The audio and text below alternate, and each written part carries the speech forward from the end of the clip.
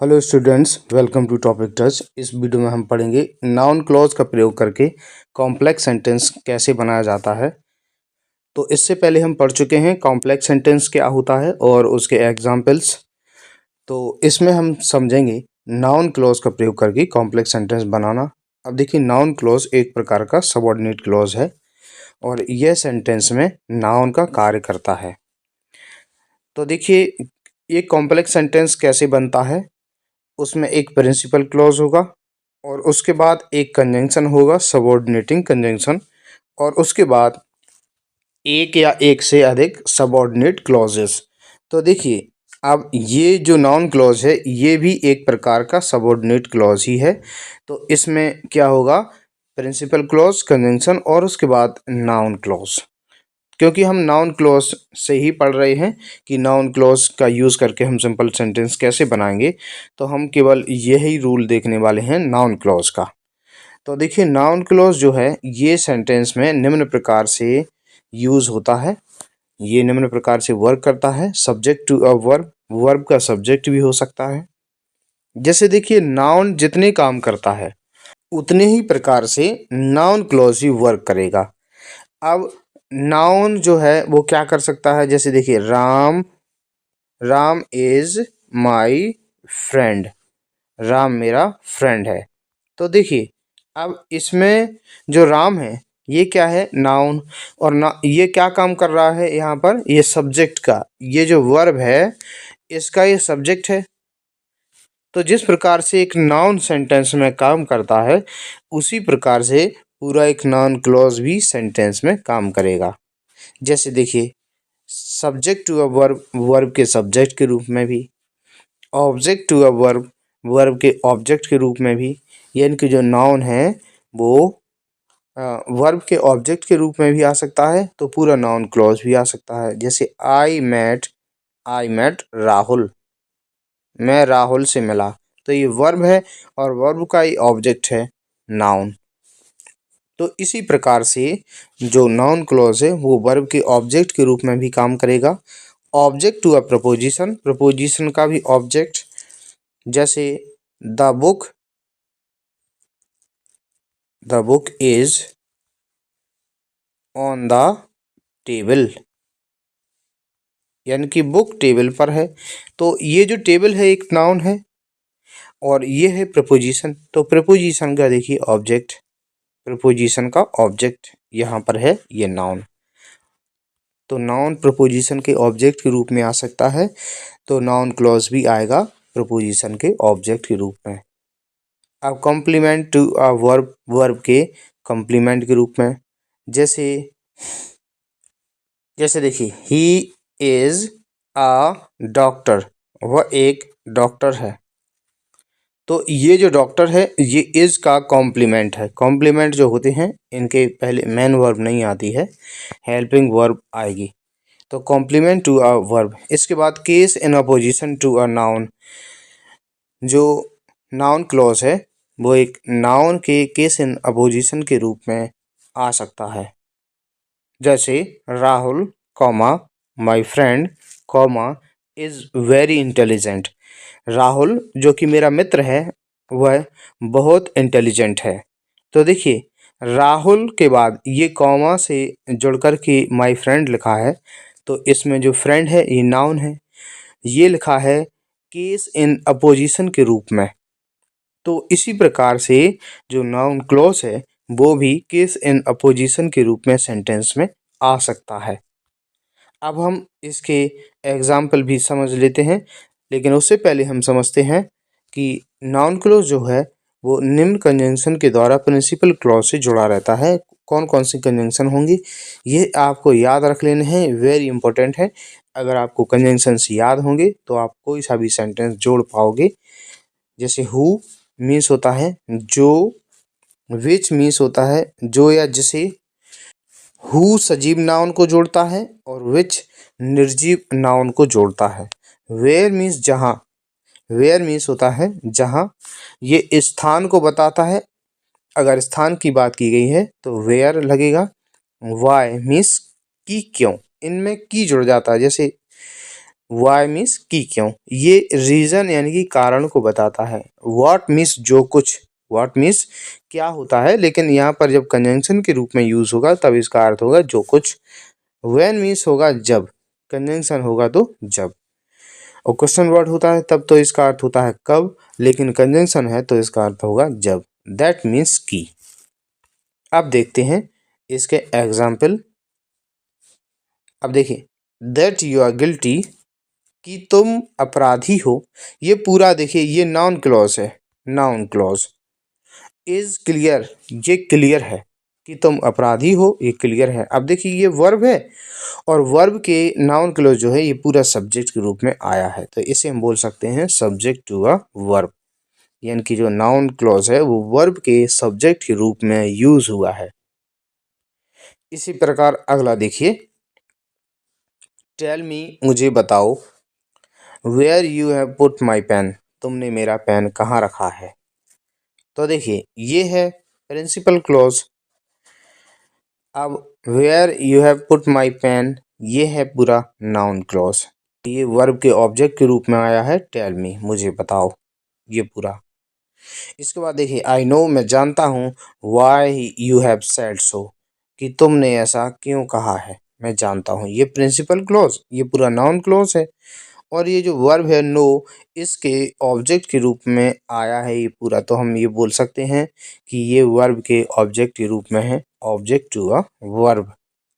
इसके बाद आगे देखते हैं, दैट करीम इज डेड, कि करीम मर गया है, इज ट्रू, ये सही है।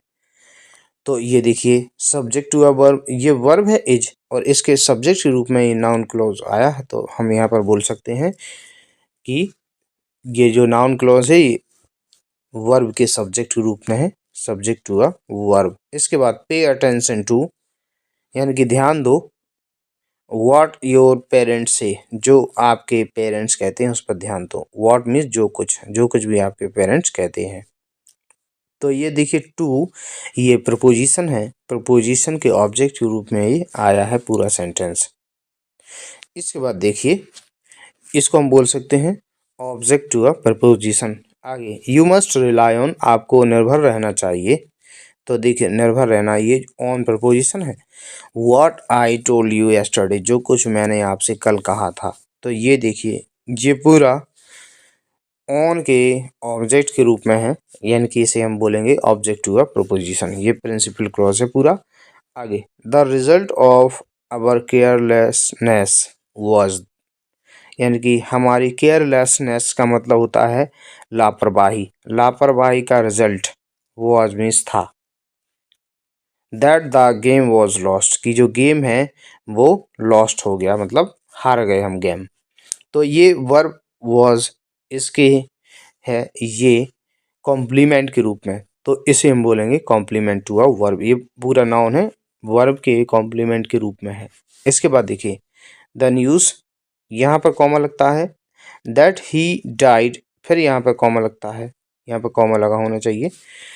द न्यूज़, कौन सी न्यूज़, कि वो मर गया, इज रॉन्ग, ये गलत है, तो द न्यूज़ इज रॉन्ग, ये पूरा प्रिंसिपल क्लॉज और ये बीच में रखा हुआ है केस इन अपोजिशन के रूप में, नाउन क्लॉज, इतना। तो ये सभी कॉम्प्लेक्स सेंटेंसेस हैं, किस तरीके से बनाए गए हैं, नाउन क्लॉज का यूज करके।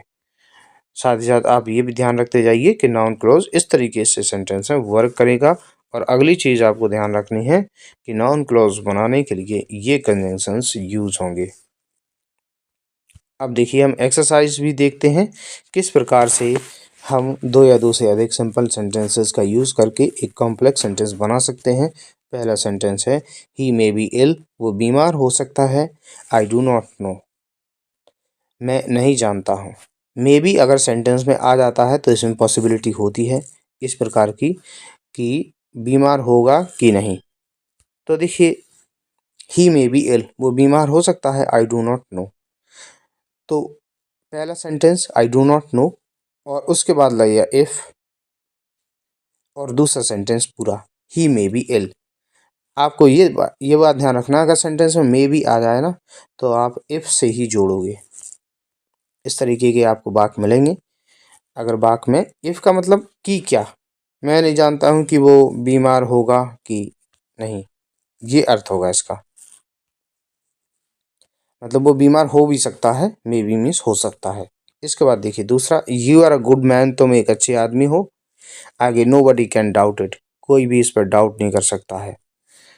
तो देखिए नो बडी कैन डाउट, कोई भी डाउट नहीं कर सकता। इट मतलब इस पर कौन सी बात पर, कि तुम एक अच्छे आदमी हो। तो ये पूरा सेंटेंस लिखेंगे, पहले नो बडी कैन डाउट, फिर दैट लगाएंगे, कंजंक्शन लगाएंगे दैट, उसके बाद you are a good man यहाँ पर। तो nobody can doubt, it हट जाएगा, नो बडी कैन डाउट, उसके बाद दैट, ये पूरा sentence you are a good man, यानी कि कोई भी डाउट नहीं कर सकता कि तुम एक अच्छे आदमी हो। इसके बाद तीसरा है ही इज़ राइट, वो सही है। I am sure of it, मैं इस बात से श्योर हूँ, श्योर में निश्चित, तो इतना ही हट जाएगा श्योर ऑफ इट। तो आई एम श्योर, ये पूरा सेंटेंस आई एम श्योर, फिर कंजंक्शन दैट लगेगा, आई एम श्योर दैट, फिर ये सेंटेंस ही इज़ राइट, मैं श्योर हूँ कि वो राइट है, वो सही है। चौथा, माई son will arrive some time, यानी कि मेरा जो सन है, बेटा है, कुछ समय में आ जाएगा। आई do not know the time of his arrival, यानी कि मैं उसके आगमन का समय नहीं जानता हूँ। तो ये समय की बात हो रही है, समय की बात हो तो हम व्हेन से जोड़ते हैं सेंटेंस को। तो I do not know the time, इतना सेंटेंस पहले, उसके बाद व्हेन, उसके बाद ये पूरा sentence my son will arrive, बस इतना ही। सम टाइम नहीं लगाएंगे क्योंकि टाइम की बात इसमें ये कंजंक्शन आ चुका है ना।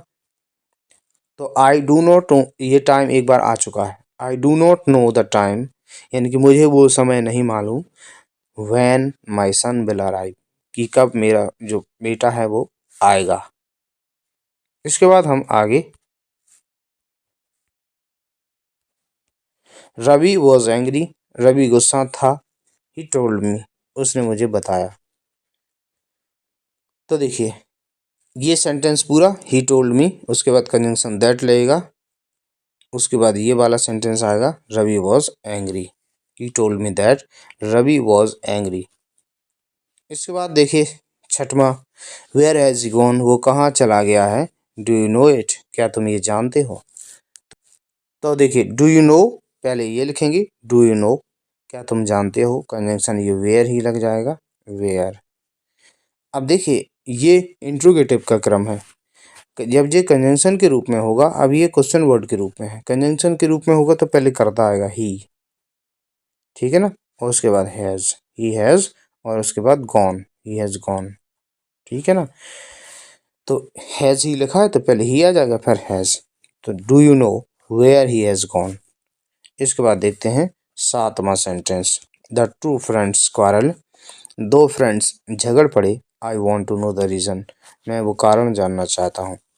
तो रीज़न की बात है तो ये वाई से जुड़ेगा, I want to know the reason, मैं वो कारण जानना चाहता हूँ, ये पूरा सेंटेंस, उसके बाद कंजंक्शन लगेगा वाई, और ये the two friends quarrelled, why the two friends quarrelled, मैं वो कारण जानना चाहता हूँ कि दो फ्रेंड्स क्यों झगड़ पड़े। आठवां है Pinky fail again this year, Pinky इस साल फिर से फेल हो गई, दिस इज मोस्ट अनफॉर्चुनेट, तो ये दुर्भाग्यपूर्ण है। अब कौन सी बात है दुर्भाग्यपूर्ण, ये कि पिंकी इस बार दोबारा फेल हो गई। तो इसमें हम दैट लगाएंगे, शुरू में लगेगा that, that Pinky has, that Pinky fail again this year, ये पूरा सेंटेंस, उसके बाद ये दिस हटाएंगे और यहाँ से इसको कॉमा से जोड़ करके यहाँ से लिख देंगे इज मोस्ट अनफॉर्चुनेट। तो क्या होगा, that Pinky fail again this year, comma, ये दिस हटेगा, इज मोस्ट अनफॉर्चुनेट। नौवां देखते हैं, नौवां सेंटेंस है आई वेंट टू गाजियाबाद, मैं गाजियाबाद गया, I met my aunty there, मैं वहाँ अपनी आंटी से मिला। तो इसमें जगह की बात है, प्लेस, जब प्लेस की बात हो तो हम वेयर से जोड़ते हैं। तो आई वेंट टू गाजियाबाद, मैं गाजियाबाद गया, ये पूरा सेंटेंस, और यहाँ पर बीच में वेयर, यहाँ पर I met my aunty. I went to Ghaziabad where I met my aunty, जहाँ मैं अपनी आंटी से मिला। लास्ट है I met an old man yesterday, मैं कल एक वृद्ध व्यक्ति से मिला। He had a long beard, उसकी एक लंबी दाढ़ी थी। तो इस सेंटेंस को आप बनाइए कॉम्प्लेक्स सेंटेंस और कमेंट कीजिए। अगर आपका सेंटेंस सही होगा तो मैं इसका रिप्लाई दे दूंगा। इसके बाद नेक्स्ट वीडियो में हम देखने वाले हैं 2 या 2 से अधिक सिंपल सेंटेंसेस को मिला के एक नया कॉम्प्लेक्स सेंटेंस कैसे बनाया जाता है, और वो भी नाउन क्लॉज का यूज़ करके। इसका solved exercise class 12th English excellent guide से। अगर आपको वीडियो पसंद आया है इसे लाइक कीजिए। वीडियो देखने के लिए धन्यवाद।